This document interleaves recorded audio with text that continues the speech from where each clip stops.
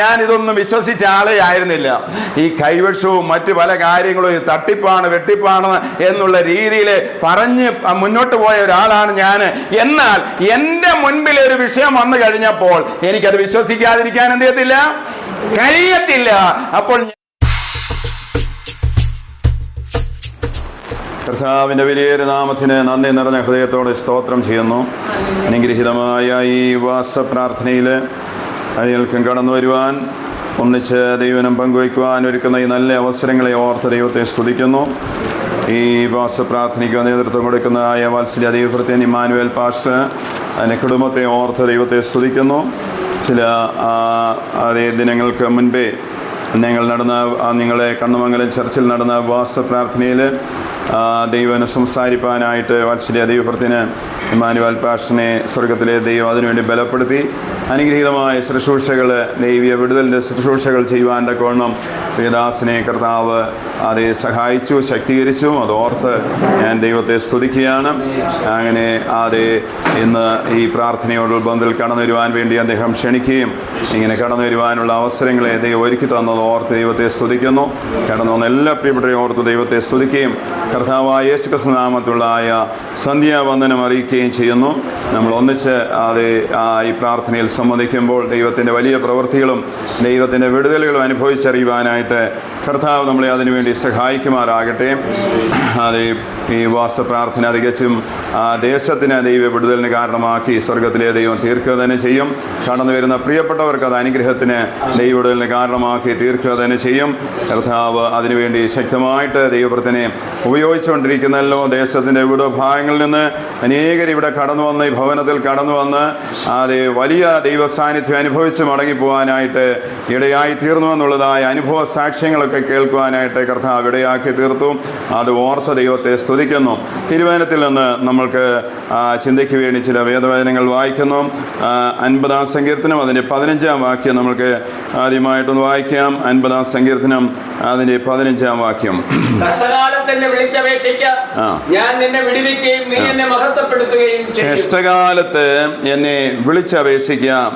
ഞാൻ നിന്നെ വിടുവിക്കുകയും നീ എന്നെ എന്ത് ചെയ്യും, മഹത്വപ്പെടുത്തുകയും ചെയ്യും. ഈ അനുഗ്രഹീതമായ ദൈവനെ ഓർത്ത് ദൈവത്തെ സ്തുതിക്കുന്നു. ദൈവസന്നിധിയിൽ ഒരു വിടുതൽ ആഗ്രഹിക്കാത്ത പ്രിയപ്പെട്ടവരാരുമില്ല. ഒന്നല്ലെങ്കിൽ വേറെ രീതിയിലുള്ള ഒരു വിടുതലിന് വേണ്ടി മനുഷ്യൻ എന്ത് ചെയ്യുന്നു, എപ്പോഴും ആഗ്രഹിക്കുന്നതായ പ്രിയപ്പെട്ടവരാണ്. നമ്മൾ ചിന്തിക്കും പണമുണ്ടെങ്കിൽ എല്ലാം ആയി എന്നുള്ളത്, നല്ല വീടുണ്ടെങ്കിൽ എല്ലാം ആയി എന്നുള്ളത്, അല്ലെ സ്ഥാനമാനങ്ങൾ ഉണ്ടെങ്കിൽ എല്ലാം ആയി എന്നുള്ളത് പലരും ചിന്തിക്കാറുണ്ട്. പക്ഷേങ്കിൽ അവരൊക്കെ പല വിഷയത്തോടുള്ള ബന്ധത്തിൽ കെട്ടപ്പെട്ട് കിടക്കുന്നു എന്നുള്ളത് ഏറ്റവും വാസ്തവമായ ഒരു അനുഭവമാണ്. നമ്മൾ അവരോട് അടുക്കുമ്പോൾ അറിയാം അവർ പലതിലും വിടുവിക്കപ്പെടുവാൻ വേണ്ടി ആഗ്രഹിക്കുന്നുണ്ട്. ചിലപ്പോൾ മാനസികമായ പ്രയാസങ്ങളായിരിക്കാം, ചിലപ്പോൾ മറ്റേതെങ്കിലും വിഷമപ്രശ്നങ്ങളിൽ കൂടെ കടന്നു പോകുന്നവരായിരിക്കാം. എങ്ങനെയും ഒരു വിടുതലിന് വേണ്ടി അവരൊക്കെ ആഗ്രഹിക്കുന്നുണ്ട് എന്നുള്ളത് വാസ്തവമായ ഒരു അനുഭവമാണ്. ചിലപ്പോൾ ചില പ്രിയപ്പെട്ടവർക്ക് സാമ്പത്തിക വിഷയത്തോട് ബന്ധത്തിലായിരിക്കും എന്തു വന്നാലും അവർക്കൊരു മുന്നേറ്റമില്ലാതെ മുന്നോട്ട് പോകുന്നതായ അനുഭവങ്ങൾ. പലതുകൊണ്ടും അവര് മുന്നേറുവാൻ വേണ്ടി ആഗ്രഹിക്കുന്നു, പരിശ്രമിക്കുന്നു. പക്ഷെ ആ പരിശ്രമങ്ങളെല്ലാം പരാജയപ്പെട്ടു പോകുന്നതായ അനുഭവങ്ങൾ പലരുടെയും ജീവിതത്തിൽ കാണുവാൻ കഴിയുന്നുണ്ട്. അവരൊക്കെ നിരാശപ്പെട്ടു പോകുന്നതായ അനുഭവങ്ങൾ.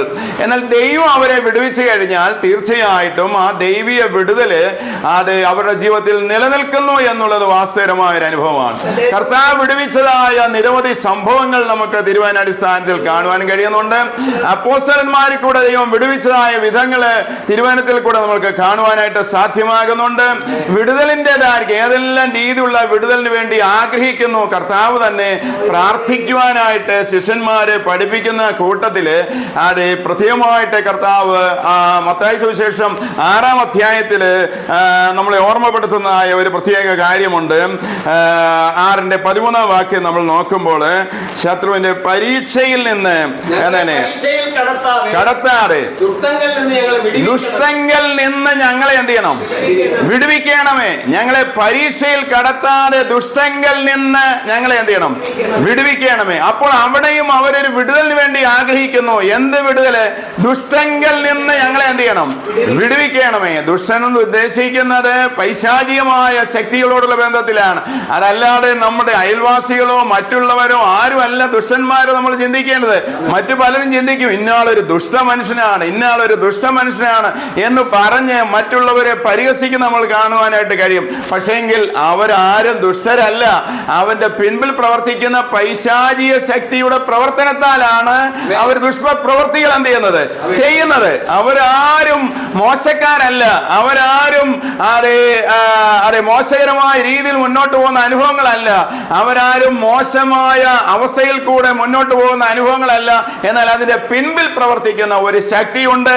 അതാണ് അവരെ പിന്നത്തേതില് മോശക്കാരായിട്ട് അല്ല ദുഷ്പ്രവൃത്തി ചെയ്യാനായിട്ട് മുഖാന്തരമായിട്ട് എന്ത് ചെയ്യുന്നത് തീരുന്നത് എന്ന് നമ്മൾ മനസ്സിലാക്കുവാൻ കഴിയുന്നു. ഒരു മദ്യപാനിയായ ഒരു മനുഷ്യനെ മദ്യപിച്ചു കഴിഞ്ഞാൽ അവൻ പിന്നെ ലക്ക് കെട്ടിട്ട് അവന് ചെയ്യുന്നത് എന്തെന്ന് അവൻ അറിയുന്നില്ല, പറയുന്നത് എന്തെന്ന് അറിയുന്നില്ല.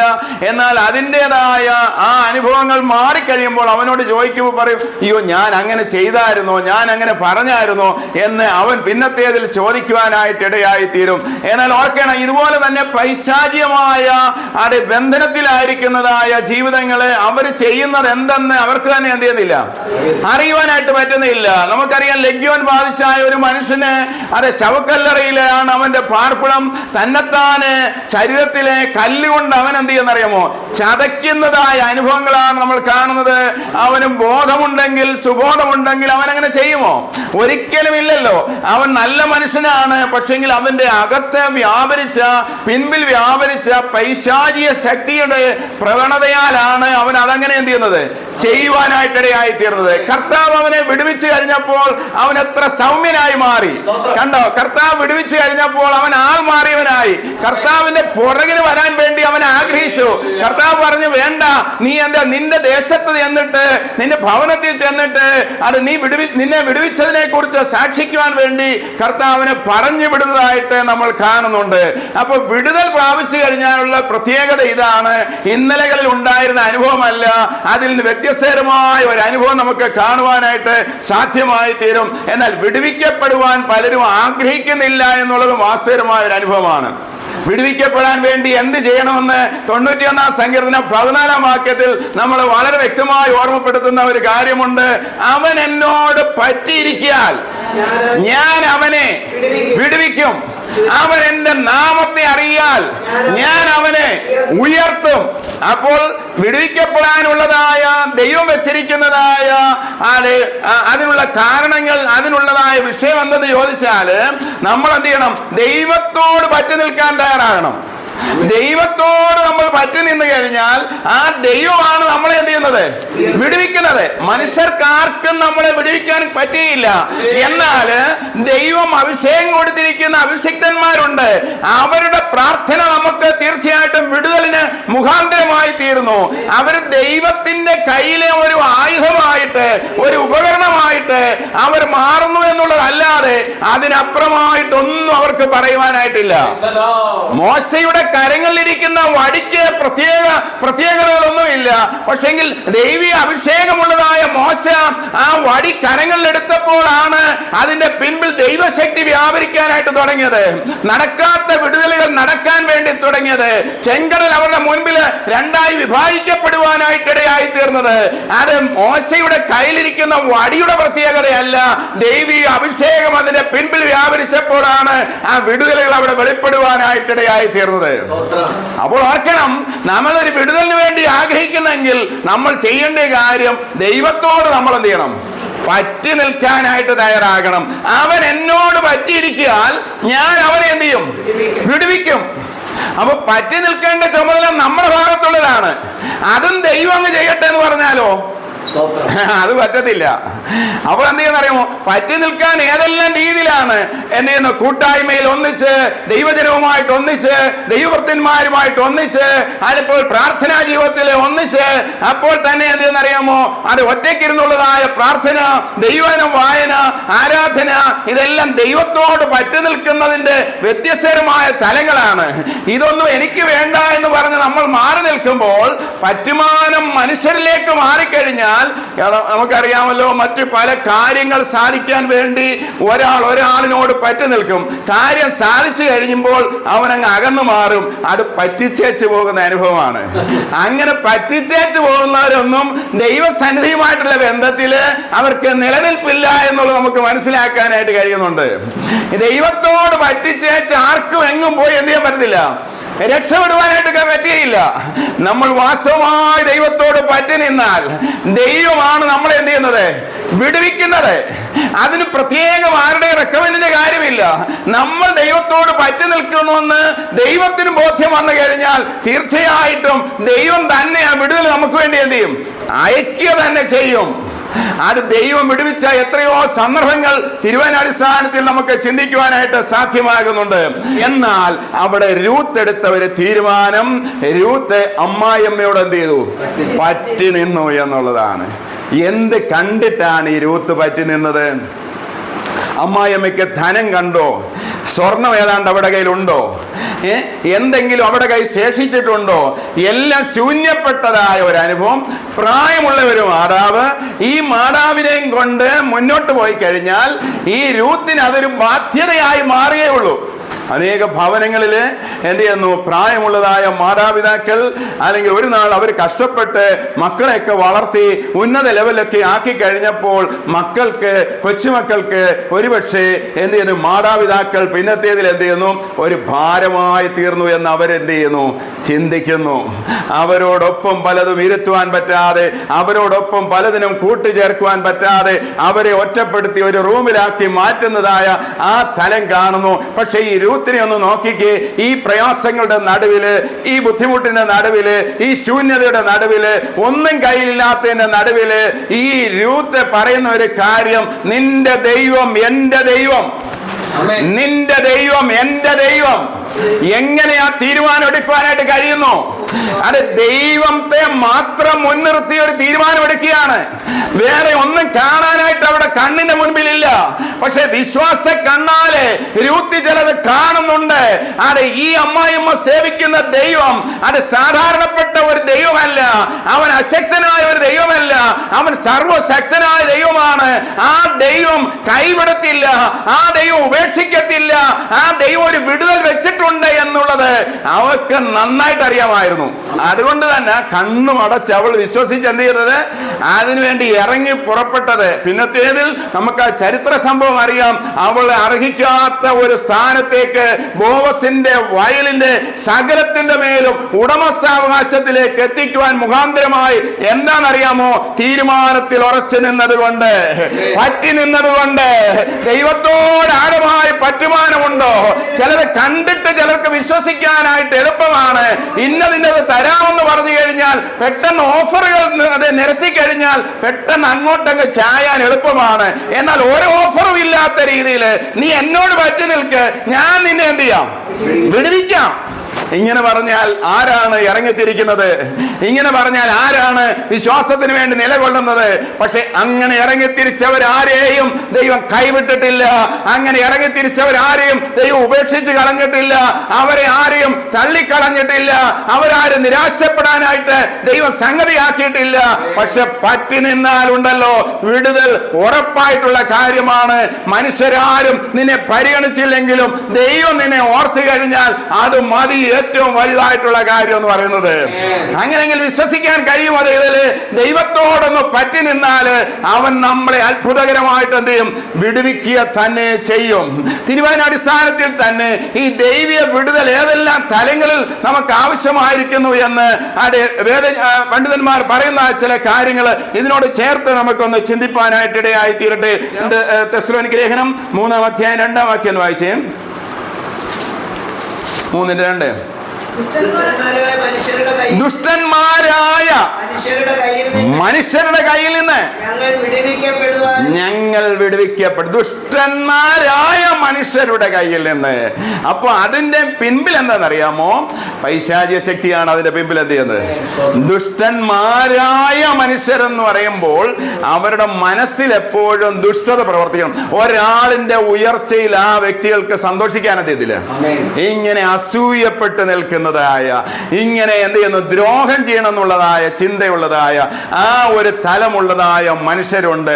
ഒരാൾ ഉയർന്നു കാണുമ്പോൾ പെട്ടെന്ന് എന്ത് ചെയ്യുന്നു, ഈ ദാവീദ് വലിയൊരു ദൈവീയമായിട്ടുള്ള വിടുതൽ നടത്തി കഴിഞ്ഞപ്പോൾ മറു സൈഡില് എന്ത് ചെയ്യുന്നു, കുറെ സഹോദരിമാര് അത് ഒന്നിച്ച് പറഞ്ഞു, ശൗൽ 1000 കൊന്നു, ദാവീദ് 10,000 കൊന്നു. പെട്ടെന്ന് എന്ത് ചെയ്യുന്നറിയാമോ, ശൗലിന്റെ മേല് എന്ത് ചെയ്യുന്ന ഒരു കണ്ണുകടി രൂപപ്പെടുകയാണ്, ഒരു അസൂയ രൂപപ്പെടുകയാണ്, ഒരു പക രൂപപ്പെടുകയാണ്, ഒരു ദുഷ്ടത രൂപപ്പെടുകയാണ്. പെട്ടെന്ന് ആരോടാണെന്ന് അറിയാമോ, അഭിഷേകമുള്ള ദാവീദിന് നേരെ ഒരു ദുഷ്ടത എന്ത് ചെയ്യുന്നു, രൂപപ്പെടുന്നു. അപ്പോൾ ഒരാൾ ഉയർന്നു, ഒരാൾ ഉയർച്ച, ഒരാൾ ഉയർത്തപ്പെടുന്ന വാക്ക് മറ്റൊരാൾക്ക് എന്ത് ചെയ്യുന്നില്ല, ഇഷ്ടപ്പെടുന്നില്ല. അങ്ങനെ എത്രയോ പേരുണ്ടെന്ന് അറിയാമോ.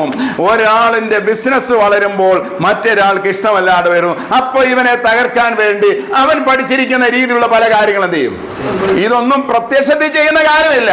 എന്തെന്നറിയാമോ, നമ്മുടെ കണ്ണിന്റെ ദൃഷ്ടിയിൽ മറച്ചു വെച്ചുകൊണ്ട് ഇരുളിന്റെ ശക്തി എന്ത് ചെയ്യുന്നു, ചില പ്രവൃത്തികൾ ചെയ്യുന്നു. എന്നാൽ ചിലതൊക്കെ സംഭവിച്ചു കഴിയുമ്പോഴാണ് നമ്മൾ അറിയുന്നത്, ഇങ്ങനെ ഒരു രീതി ഉണ്ടായിരുന്നല്ലോ, ഇങ്ങനെ ഒരു പൈശാചിക പ്രവൃത്തി ഉണ്ടായിരുന്നല്ലോ എന്ന് പിന്നത്തേതിൽ എന്ത് ചെയ്യുന്നു, മനസ്സിലാക്കാൻ പറ്റുന്നു. നമ്മുടെ ഈ ഭവനങ്ങളിൽ പുരയിടത്തിലൊക്കെ കപ്പയിടുമ്പോൾ നമ്മൾ എന്ത് ചെയ്യുന്നറിയുമോ, കപ്പയെല്ലാം നല്ല ഒരു പരുവായി വരുന്ന സന്ദർഭത്തിൽ ചിലപ്പോൾ നമ്മൾ അറിയത്തില്ല, മണ്ണൊക്കെ വളരെ കറക്റ്റായിട്ട് കിടക്കും.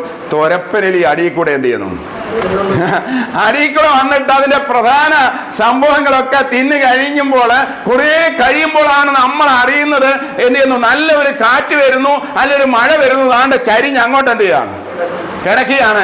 അപ്പോഴാണ് നമ്മൾക്ക് മനസ്സിലാക്കാൻ പറ്റുന്നത്, നമ്മൾ കാണാത്ത രീതിയിൽ എന്ത് ചെയ്യുന്നു, ഈ ദുഷ്ട ജന്തു വന്നിട്ട് മണ്ണിനടിയിൽ കൂടെ നമുക്ക് ഫലം തരേണ്ടതായ, നമുക്ക് ഭക്ഷിക്കേണ്ടതായ ആ സംഭവം എല്ലാം ഇതെന്ത് ചെയ്യുന്നു, ആരങ്ങ് ഭക്ഷിക്കുകയാണ്. ദുഷ്ട ജന്തു ചെയ്യുന്ന ഒരു അനുഭവം പോലെ തന്നെ ഇതുപോലെ തന്നെ ദുഷ്ട മനുഷ്യരും ചില പ്രവൃത്തികൾ എന്ത് ചെയ്യും. എന്നാൽ പ്രാർത്ഥിക്കുന്നവനെ സംബന്ധിച്ചിടത്തോളം ഇതൊന്നും അന്ത്യത്തില്ല, ഫലിക്കയില്ല എന്നുള്ളത് ഏറ്റവും വാസ്തവമായ ഒരനുഭവമാണ്. നമുക്കറിയാമല്ലോ, മൊർദെഖായി പ്രാർത്ഥിക്കുന്നവനായിരുന്നു. ആ പ്രാർത്ഥിക്കുന്നവന് നേരെയാണ് ഹാമാൻ കഴുമരം എന്ത് ചെയ്തത്, ദുഷ്ട മനുഷ്യൻ കഴുമരം എന്ത് ചെയ്തു, ഒരുക്കി. അവൻ കഴുമരം ഒരുക്കുമ്പോൾ ദൈവം മൗനമായിട്ടിരുന്നു. അവനത് ചെയ്യട്ടെ, അത് പൂർത്തീകരിക്കട്ടെ, അതിന്റെ പൂർത്തീകരണം കാണട്ടെ എന്ന് ദൈവം എന്ത് ചെയ്തു, മൗനമായിട്ടിരുന്നു. അവന്റെ ഭവനത്തിൽ ആശാരിയൊക്കെ വെച്ച് ദ്രുതഗതിയിൽ എന്ത് ചെയ്യാണ്, ഈ കഴിവരം ഉണ്ടാക്കിയാണ്. ആർക്ക് വേണ്ടിയാണ്? പ്രാർത്ഥിക്കുന്നവന് വേണ്ടി. ആർക്ക്? മൊർദെഖായിക്ക് വേണ്ടി. അവൻ കൈപ്പോടെ കരയുന്നു, രക്തം എടുത്തുകൊണ്ട് എന്ത് ചെയ്യുന്നു, കൈപ്പോടെ കരഞ്ഞ് പ്രാർത്ഥിക്കുകയാണ്. അവന്റെ സങ്കടം ദൈവസന്നിധിയിലേക്ക് ബോധിപ്പിക്കുകയാണ്. പക്ഷെങ്കിൽ ആ സന്ദർഭത്തിലൊക്കെ മറ്റുള്ളവർ ചിന്തിച്ചു, ഓ, ഈ പ്രാർത്ഥിക്കുന്നവൻ, നീ വലിയ പ്രാർത്ഥനക്കാരിയല്ലേ, പ്രാർത്ഥിക്കുന്നവളല്ലേ, നിനക്ക് വേണ്ട അടുത്ത നിമിഷം നിനക്ക് വേണ്ടി എന്ത് ചെയ്യാണ്, അപ്പുറത്ത് വേണ്ട ഒരു കഴിവര ഒരുക്കി വെച്ചിരിക്കുകയാണ്. നിന്റെ പ്രാർത്ഥനയൊക്കെ ഇതോടെ തീരും, നിന്റെ ഉപവാസമൊക്കെ ഇതോടെ തീരും. അതെ, നീ വെറുതെയാണ് ഇറങ്ങിത്തിരിച്ചത് എന്നൊക്കെ പറഞ്ഞിട്ട് നിന്റെ മനസ്സിനെ മടിപ്പിക്കാനായിട്ട് പിശാച് പല തന്ത്രങ്ങൾ ദുഷ്ട മനുഷ്യരിൽ കൂടെ എന്ത് ചെയ്യും, കൊണ്ടുവരും. പറഞ്ഞിട്ട് നമ്മുടെ ചെവിയിൽ അത് കേൾപ്പിച്ചതിന് ശേഷം നമ്മളെ പിന്തിരിപ്പിക്കുക എന്നുള്ളതാണ് പിശാചിന്റെ ഏറ്റവും വലിയ തന്ത്രം. അപ്പോൾ എന്ത് ചെയ്യുന്ന ഈ ദുഷ്ട മനുഷ്യർ ഈ കാര്യങ്ങൾ ഇങ്ങനെ എന്ത് ചെയ്യുന്നറിയാമോ, ചെയ്യുവാനായിട്ട് ശത്രുവാണ് അവരെ എന്ത് ചെയ്യുന്നത്, കരങ്ങളിൽ ഇങ്ങനെ എടുക്കുന്നത്. അല്ല, ദൈവാത്മാവല്ല, നല്ല ആത്മാവല്ല ഒരിക്കലും അവർ അതിനുവേണ്ടി എന്ത് ചെയ്യുന്നത്, പ്രേരിപ്പിക്കുന്നത്. അതിന്റെ പിൻപിൽ പ്രവർത്തിക്കുന്ന ഒരു ഇരുളിന്റെ ശക്തിയുണ്ട്, ഒരു പൈശാചിക ശക്തിയുണ്ട്. ആ ശക്തിയാണ് അവരെ അതിനെ എന്ത് ചെയ്യുന്നത്, പ്രേരിപ്പിക്കുന്നത്. അതുകൊണ്ട് ഇവിടെ പ്രാർത്ഥിക്കുന്നതായ ഒരു പ്രാർത്ഥനയുടെ ഒരു ശൈലി ദുഷ്ട മനുഷ്യങ്കിൽ നിന്ന് ഞങ്ങളെ എന്ത് ചെയ്യാണ്, വിടുവിക്കണമേ എന്നുള്ളതായ ആ ഒരു തലം. അപ്പോൾ മനസ്സിലാക്കണ ദൈവം നമ്മൾ ഉദ്ദേശിക്കുന്ന രീതി ചിലപ്പോൾ ചിരിച്ചു കാണിച്ചെന്നിരിക്കാം, സ്നേഹപ്രകടനങ്ങൾ കാണിച്ചെന്നിരിക്കാം. എത്രയോ പ്രിയപ്പെട്ടവര് സ്നേഹപ്രകടനങ്ങൾ കാണിച്ചിട്ട് അവരെ ഒതുക്കിക്കളഞ്ഞതായ സന്ദർഭങ്ങളുണ്ടെന്ന് അറിയാമോ.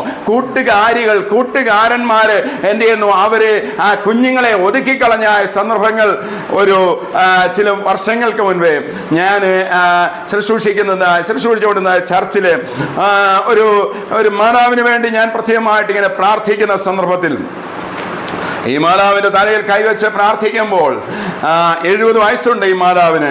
എന്ത് ചെയ്യുന്നു? ഈ മാതാവിന്റെ തലയിൽ കൈവച്ച് ഞാൻ പ്രാർത്ഥിക്കുന്ന സന്ദർഭത്തിൽ പെട്ടെന്ന് ഈ മാതാവിന്റെ നാക്ക് അങ്ങ് കുഴയുകയാണ്. ഈ മാതാവിന് സംസാരിക്കാൻ പറ്റുന്നില്ല. ഞാൻ അന്ന് ദൈവ സാന്നിധ്യത്തിൽ നിന്നുകൊണ്ട്, ദൈവീയ അഭിഷേകത്തിൽ നിന്നുകൊണ്ട് ഞാൻ ഈ മാതാവിന്റെ മേലുള്ളതായ ആ ഇരുളിന്റെ ശക്തിയോട് ഞാൻ പറഞ്ഞു, യേശുവിന്റെ നാമത്തിൽ അവിടെ നാവിന്റെ ബന്ധനങ്ങളെ അഴിയട്ടെ എന്ന് പറഞ്ഞു കഴിഞ്ഞപ്പോൾ ആ നാവിന്റെ ബന്ധനങ്ങൾ അഴിഞ്ഞു എന്നുള്ളത് വാസ്തവമാണെങ്കിലും അവളിൽ വ്യാപരിച്ചതായ ഒരു പൈശാചികമായ ഒരു ശക്തിയുണ്ട്. അത് പെട്ടെന്ന് ഇങ്ങോട്ട് സംസാരിക്കാൻ തുടങ്ങിയാണ്. എൻ്റെ ഇളയ മകന് 40 വയസ്സുണ്ട്. 40 വർഷത്തിന് മുൻപേ എനിക്ക് തന്നതാണ് എൻ്റെ ഉദരത്തിൽ എന്ത് ചെയ്യുന്നത്. ഈ വാത്സല്യ അഭിഷിക്ത ദൈവത്തിന് ഇതേപോലുള്ള ശുശ്രൂഷകൾ ചെയ്യുമ്പോൾ ഞാനത് വളരെ സന്തോഷത്തോടുകൂടെ, അഭിമാനത്തോടുകൂടെ, അല്ലെങ്കിൽ ദൈവ സാന്നിധ്യത്തോടുകൂടെ, അല്ലെങ്കിൽ അദ്ദേഹത്തോട് ചേർന്ന് നിൽക്കുവാനായിട്ട് ഒത്തിരി സന്തോഷമുണ്ട്. കാരണം ഒരു നാൾ ഞാൻ ഇതൊന്നും വിശ്വസിച്ച ആളെ ആയിരുന്നില്ല. ഈ കൈവശവും മറ്റു പല കാര്യങ്ങളും ഈ തട്ടിപ്പാണ്, വെട്ടിപ്പാണ് എന്നുള്ള രീതിയിൽ പറഞ്ഞ് മുന്നോട്ട് പോയ ഒരാളാണ് ഞാൻ. എന്നാൽ എൻ്റെ മുൻപിൽ ഒരു വിഷയം വന്നു കഴിഞ്ഞപ്പോൾ എനിക്കത് വിശ്വസിക്കാതിരിക്കാൻ എന്ത് കഴിയത്തില്ല.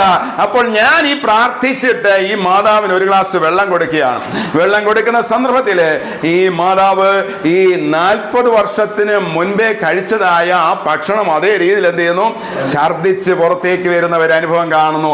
ഈ 40 വർഷത്തിന് മുൻപേ ഇത് കഴിച്ചതാണെന്നോ, ഇതിങ്ങനെ സംഭവം ഉണ്ടായിരുന്നു, ഇതൊന്നും എനിക്ക് അറിഞ്ഞുകൂടാ.